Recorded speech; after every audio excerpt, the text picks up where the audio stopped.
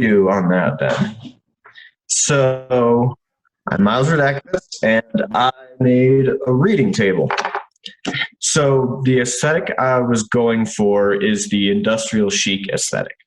And with this, a lot of times it revolves around taking things like concrete, steel, and other bold, hard, cold materials that you'd most likely find in an industrial setting and turning them into a more warm and welcoming environment. A lot of times this can be seen in a lot of bars and stuff. Rayback Collective in Boulder is a great example of that. You can really see it come out in the Edison bulbs that they have hanging from the ceiling there. They have wrought iron supports for their tables, which are more of a raw type of wood. And it's not necessarily saying that it all has to be cold and unwelcoming.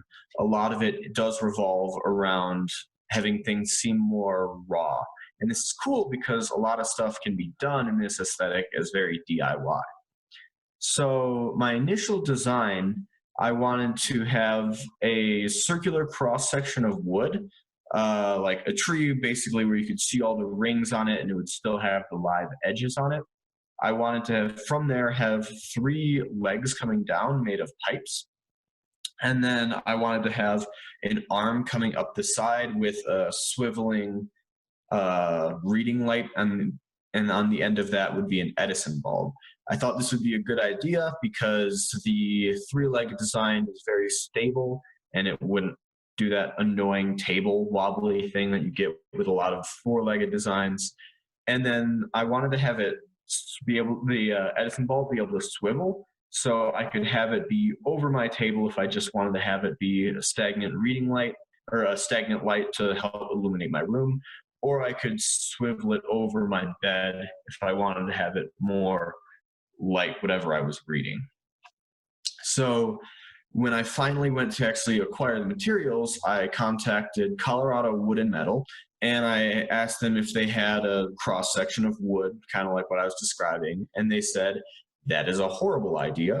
Out here, especially in Colorado, the wood would dry out and it would crack and it wouldn't be able to support things very well, and it would just turn bad. Can you guys still hear me? Because my Yeah. computer frozen. Uh-huh. Yes, we can. Cool. So instead of that, they suggested that I use just a slab of wood with raw edges on that, and they had pretty much exactly what I was looking for in that. It was a roughly 18 by 18 inch slab of elm with live edges on it and about 2.5 inches thick. Do you guys still see my screen? Not anymore. Right as you said it, it disappeared. Okay, now it's back. Yeah, I think I just let it. Okay. So then once I heard this information, I redesigned a little bit. So instead of having the circular cross section of the tree, I just have a live edge slab of elm. And from there, I thought the 3-legged system would be pretty weird with a square table. So I switched it to 4. And to ensure that everything would be the proper length, and it would all be stable, I wanted to go with off-the-shelf hairpin legs, which I will show you once I end up getting to my table. And what's also good with these is I was looking at some of the prices of all the connections, and the T connections for the type of piping that I was going to be using are relatively expensive. So it was actually, well, I mean, like $3 or $4 a piece, but if you got 5 or 6, then it adds up. So the hairpin legs were actually cheaper. And I also decided I wanted to have the light mounted off of the side instead of on top of the table. And I just wanted to have the whole table space open for like books and whatever else I wanted to put on it. So then I had gotten that slab of elm from Colorado Wood and Metal that you can see right there. This is the bottom side of it, and it's hard to see right now, but you can see the live edges on the wood itself. And this is a really nice feature to it. So then what I had to do was I had to cut it to size. So it was about 18 inches across, which is what I was looking for. And because I wanted it to be 18 by 18, I had to shave off about 4 inches.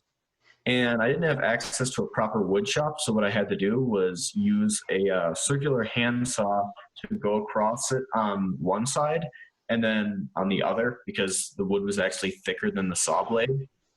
And doing that kind of gave me some weird edges, but I just sanded it for like an hour and got it as close as I could to flat. And then with this piece of leftover wood that I had, I tested out my stains. I used a stain called American Heritage on it. I really liked the way it brought out the grain. I ended up doing 2 coats of it to really get a dark color to the wood. And on the right, you can see me staining the live edge, or the whole wood, and showing the live edge of the elm slab after my first coat. So then once I had done that, I did 2 layers of polyurethane. And polyurethane helps to protect the wood, but it also gets pretty shiny. So the way you do get rid of that is you take steel wool and you buff it out, and that gives it more of a satiny matte finish. And it's pretty stinky, but it definitely helps to protect the wood. And if I'm going to be putting like tea and stuff near it, I want to make sure that it's protected from spills. And then following this, I put a layer of linseed oil on it to help protect the polyurethane so that doesn't get messed up. So then finally, I put on the hairpin legs. They fit on great and they really fit the aesthetic. They have little rubber supports that make sure it doesn't have the wobble to it. And they were actually a cheaper alternative to the pipe legs. I finished the surface with a layer of linseed oil to help give it a nice sheen to it. And currently it's residing in my room. So you might be asking, well, where's the light fixture? So basically I had made all the plans necessary to do it. Basically I was going to have a mounting plate coming out of the side that connected to a T connection, which would lead up to an elbow and go over to the light, and it would all swivel on the T connection. And the power cable for the light bulb would hang down through all that and come out the T connector at the bottom. And I had all this ordered, but basically last Thursday, so about 3 weeks ago, I actually contracted the coronavirus, and I couldn't justify going to the hardware store or anything like that. So I was expecting to just wait for everything to pass and then go. But I got a bit impatient, so I ordered everything I needed off of Amazon and McMaster-Carr. McMaster generally takes a little while, so I knew it would have been kind of cutting it close. And then this last Thursday, I had some family issues come up, and I had to leave Colorado, and I'm now in New Mexico, which is kind of why the setting is different from what you've seen in the past, and also my internet's a little bit crappier. But yeah, once I do get all this stuff figured out here, I plan to be finishing everything when I go back. And then all in all, the expenses totaled about $123. The slab of wood was about $60. The stain was around $10. The hairpin legs were $20. The steel wool was about $3. Piping was $15. And the piping and joints were all for the light bulb, or the lighting fixture. And then I think the Edison bulb was included with the piping in that. So yeah, it ended up being about $123 total for all of that, which I was very happy with this table, and I think it's totally worth it.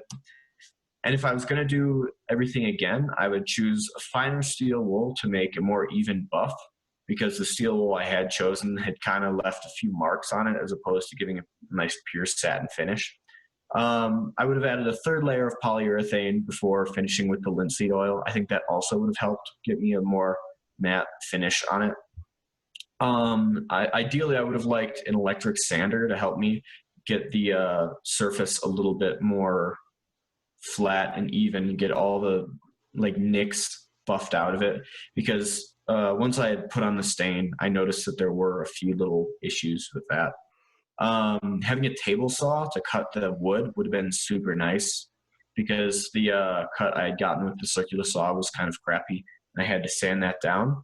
And then ideally, if I really had more time and better woodworking skills, I would have made wooden legs that I would have ideally connected with joinery.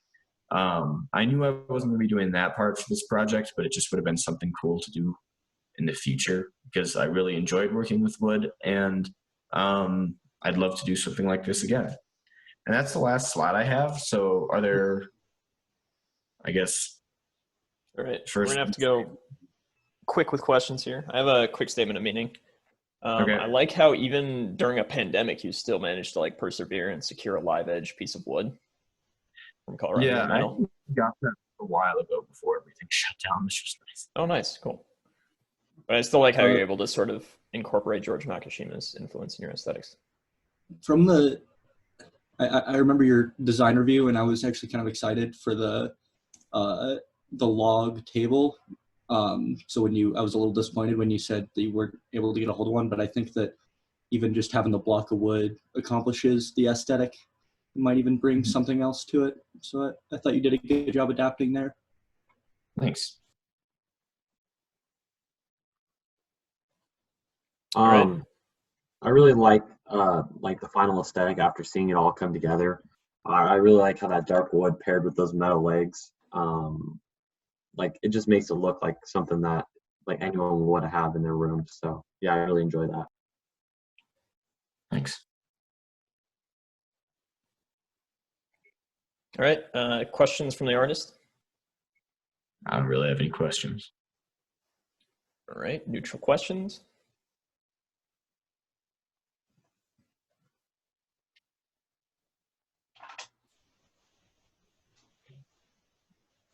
Permissioned opinions? Lay it on me. Oh, I'm sorry, I had one question. You put polyurethane and then a linseed oil on top of that, is that correct?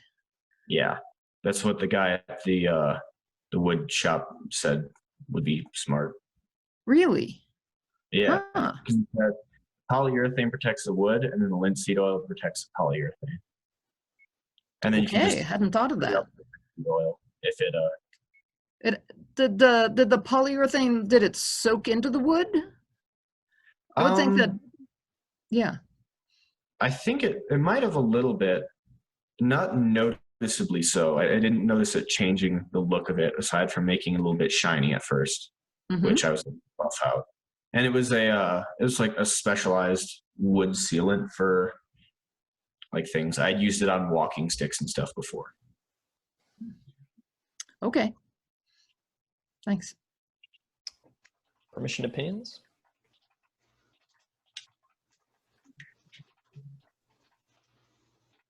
All right. It's our third presentation. I had a couple